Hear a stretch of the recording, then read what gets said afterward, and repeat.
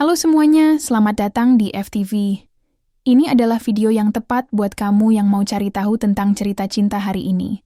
Sebelum menonton dan mendengarkan ceritanya, silahkan like, subscribe, dan share video ini, agar teman-teman semua bisa melihat dan mendengarkan ceritanya. Check it out. Bagaimana jika orang yang selama ini kau anggap tak punya apa-apa, justru diam-diam menyimpan segalanya? Termasuk cinta yang tak pernah kau sadari bernilai paling mahal? Namaku Anggi. Sejak kecil, aku punya satu mimpi. Hidup mewah, dikelilingi barang-barang mahal, dan bersanding dengan pria kaya raya yang bisa memberiku dunia. Aku tahu itu klise, tapi siapa yang tak tergoda oleh kilau kehidupan yang terlihat sempurna di media sosial? Aku bukan tipe perempuan yang mau puas hanya dengan cukup. Aku ingin lebih. Ingin segalanya. Lalu, datanglah Randy. Dia tidak muncul dengan jas mahal atau mobil mewah. Justru sebaliknya. Saat pertama kali bertemu di acara reuni teman SMA, dia hanya mengenakan kemeja polos dan sepatu yang warnanya mulai pudar. Tapi yang mengejutkan, dia bicara dengan tenang, tanpa rasa minder. Bahkan terlalu santai untuk seseorang yang tidak menunjukkan satupun tanda-tanda kemewahan. Aku kerja sendiri sih. Usaha kecil-kecilan, katanya saat aku menanyakan pekerjaannya. Aku mengangguk sopan, meskipun dalam hati aku sudah mencoret dia dari daftar kemungkinan pasangan. Namun, tak kusangka, dia mulai sering menghubungiku. Awalnya, aku menolak halus. Tapi ada sesuatu dari caranya memperlakukanku, tenang, konsisten, dan menyenangkan. Dia tak pernah memaksaku, tak pernah mencoba memamerkan apapun. Tapi justru itu yang membuatku penasaran. Mau makan bareng? Tanyanya suatu sore lewat pesan singkat. Aku pikir dia akan mengajakku ke restoran bintang 5. Ternyata hanya warung makan sederhana di pinggir jalan. Tapi dia memilihkan tempat duduk terbaik, memastikan aku nyaman, bahkan menyeka sendok dan garpu sebelum memberikannya padaku. Aku geli, sekaligus bingung.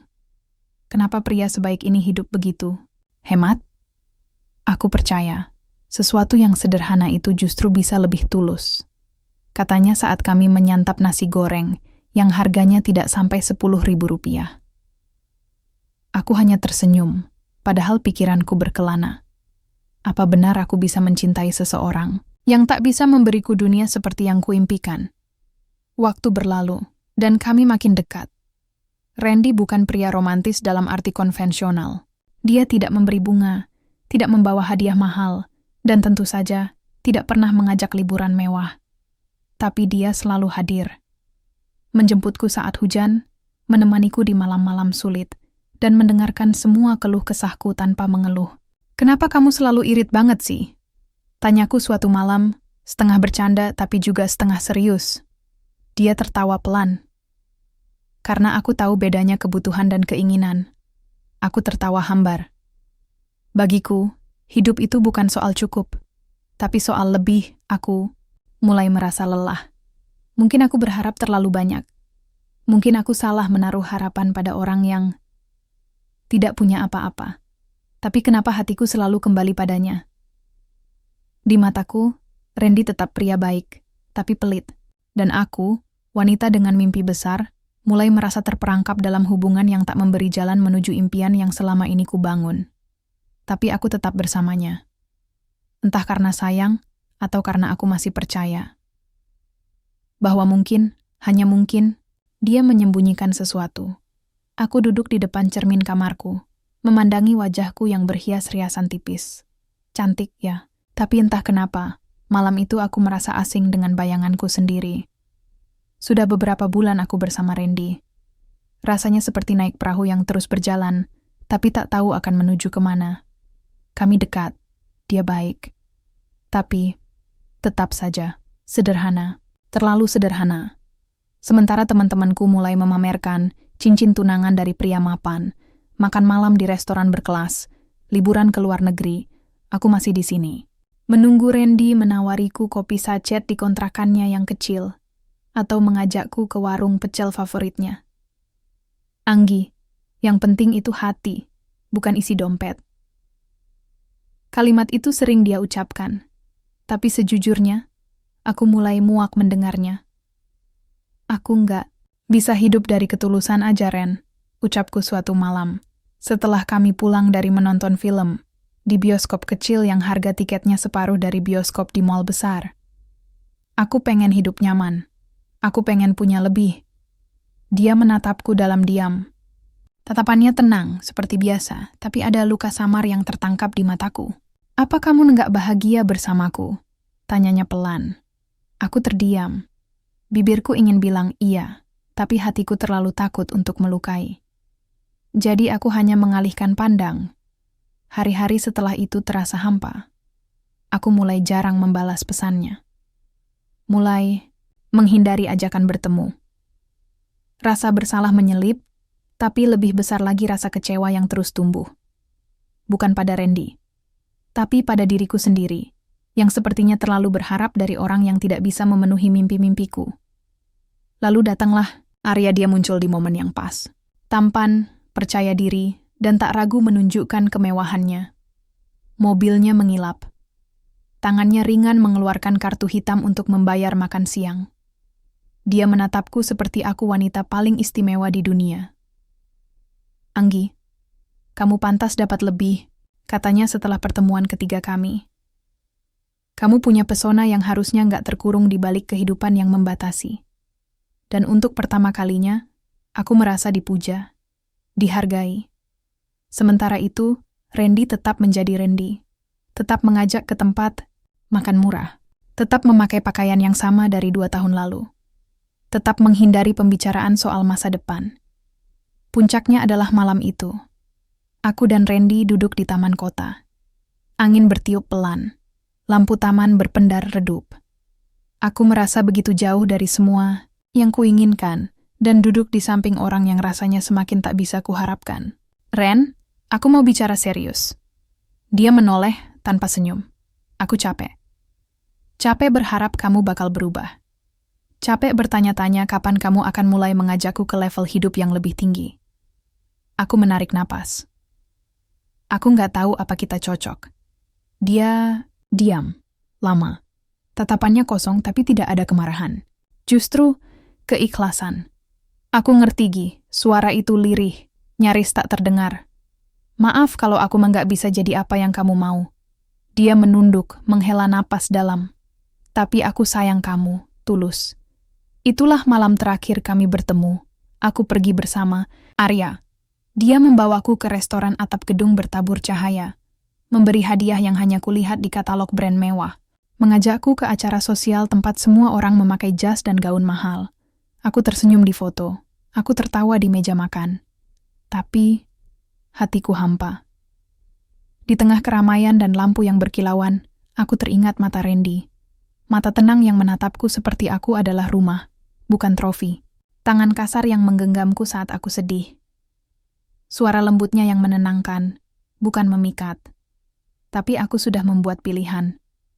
Dan pilihan itu membawaku menjauh darinya. Menuju kehidupan yang kubayangkan selama ini. Namun, aku tidak tahu bahwa dunia Randy bukan sekadar yang terlihat. Dan rahasia yang dia simpan selama ini akan mengubah segalanya. Sudah lebih dari sebulan sejak aku meninggalkan Randy.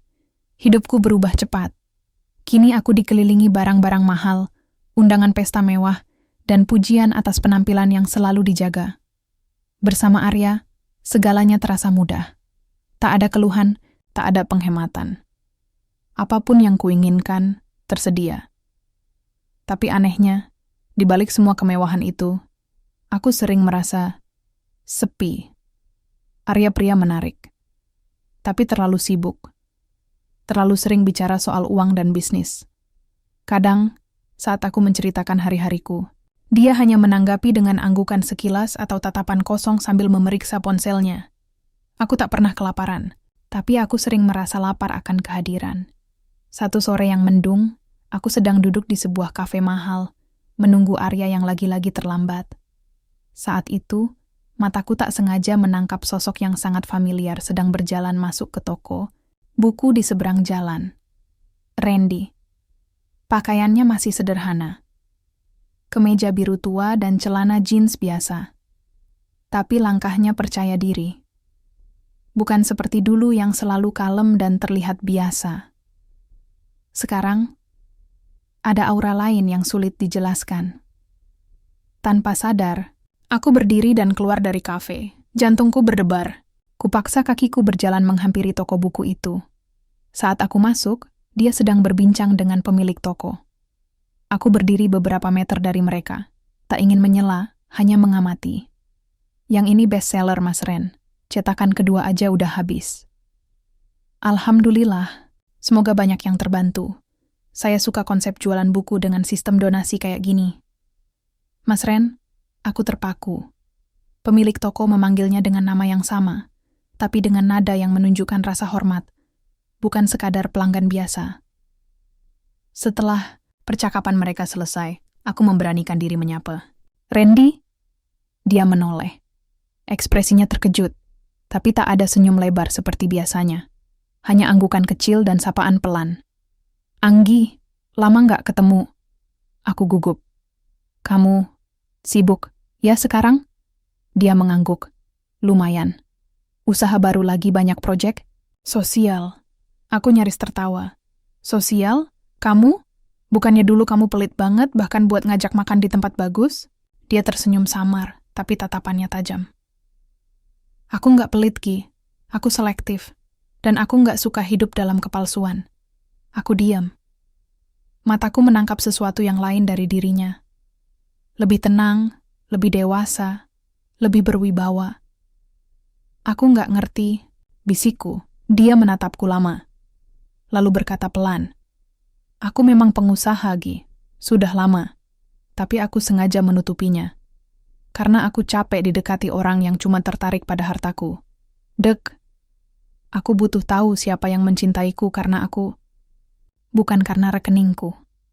Aku mundur satu langkah. Jadi, kamu selama ini pura-pura? Bukan pura-pura. Aku hanya tidak menunjukkan sisi yang kupikir belum waktunya. Karena cinta yang tulus harus lahir dari apa adanya. Bukan dari apa yang kelihatan. Menguntungkan. Dadaku sesak. Kata-katanya masuk ke setiap celah luka yang kucoba tutupi selama ini. Kenapa kamu nggak bilang dari awal? Karena kamu sendiri sudah menunjukkan apa yang kamu kejar sejak kita pertama bertemu. Kamu jatuh cinta bukan padaku, tapi pada kemungkinan aku bisa menjadi seperti yang kamu impikan. Aku tak bisa menjawab. Mataku mulai panas. Randy menunduk sedikit. Aku nggak marah. Aku bahkan mendoakan kamu bahagia. Tapi aku bersyukur kamu pergi, karena itu membuktikan segalanya. Suasana hening, suara kendaraan di luar toko menggema pelan.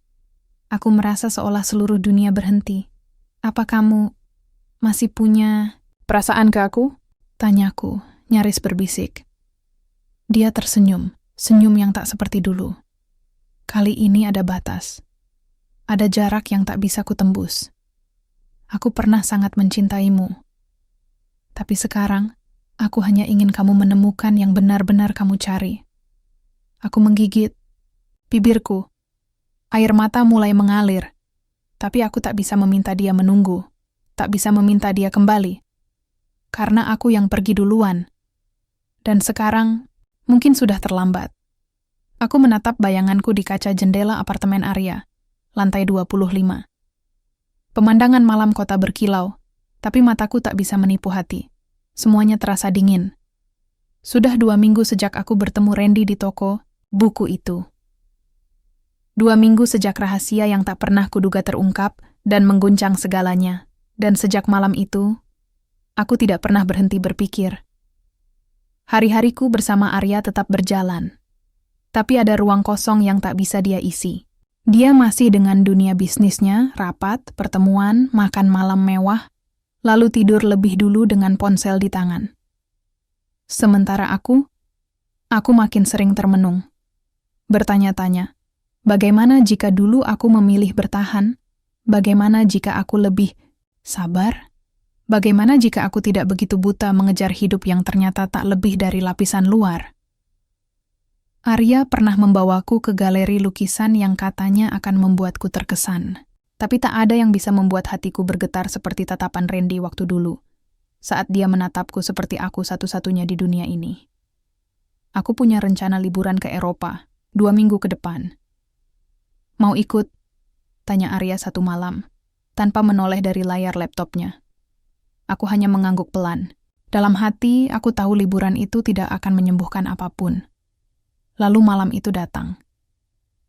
Di suatu pesta sosialita, aku berdiri di antara gaun-gaun mahal dan tawa-tawa yang terdengar kosong. Aku memegang gelas anggur, tapi pikiranku jauh. Terlalu jauh. Itu Randy, kan? Bisik seseorang di dekatku. Aku menoleh cepat. Jantungku melompat. Dan benar, di pojok ruangan, Randy berdiri dengan jas hitam sederhana, sedang berbincang dengan salah satu penyelenggara acara. Tak ada kamera, tak ada pamer kemewahan. Tapi semua orang yang melewatinya menyapa dengan hormat. Aku nggak nyangka dia bisa hadir juga. Katanya sekarang dia sponsor utama beberapa program sosial. Ujar wanita itu lagi. Aku tak sanggup menahan langkah. Kaki ini bergerak sendiri, mendekatinya. Randy. Dia menoleh. Wajahnya tak terkejut. Tenang, seperti biasa. Hai, Anggi. Apa kabar? Baik. Kamu sendiri? Aku mengangguk. Aku masih bingung. Tentang banyak hal. Dia menatapku dalam. Sudah menemukan apa yang kamu cari? Aku menunduk. Sejujurnya, belum. Aku pikir aku sudah punya segalanya, tapi justru kehilangan yang paling penting. Dia diam. Tak menghakimi. Tak mendesak. Aku tahu aku salah. Aku terlalu cepat menilai. Terlalu egois. Suaraku nyaris bergetar. Kalau waktu bisa diulang, aku ingin memperbaikinya. Dia menghela napas. Tapi waktu nggak bisa diulang, Gi. Aku menggigit bibir. Kalau aku ingin memulai dari awal, matanya menatapku lama. Ada luka di sana. Luka yang mungkin masih belum sembuh. Tapi juga ada harapan, yang kecil, tapi belum padam sepenuhnya. Anggi, aku bukan orang yang sama seperti dulu. Dan kamu pun begitu. Kita punya jalan masing-masing. Tapi, dia berhenti sejenak. Kalau kamu benar-benar ingin mencintai, bukan mengejar sesuatu yang lain, maka mungkin kita bisa bicara. Pelan-pelan, tanpa harapan yang dibuat-buat. Aku mengangguk dengan air mata yang mulai jatuh perlahan. Aku nggak janji akan jadi sempurna, Ren. Tapi kali ini, aku akan belajar mencintai, bukan hanya menginginkan. Dia tersenyum, hangat, sederhana. Tapi cukup untuk membuat hatiku bergetar lagi. Dan di tengah ruangan yang penuh kemewahan itu, kami hanya dua orang biasa yang sedang mencoba kembali menjadi manusia. Bukan ambisi, bukan dunia glamor, bukan status, hanya cinta. Yang akhirnya, kutemukan bukan dari apa yang gemerlap, tapi dari yang paling tulus dan diam-diam menunggu.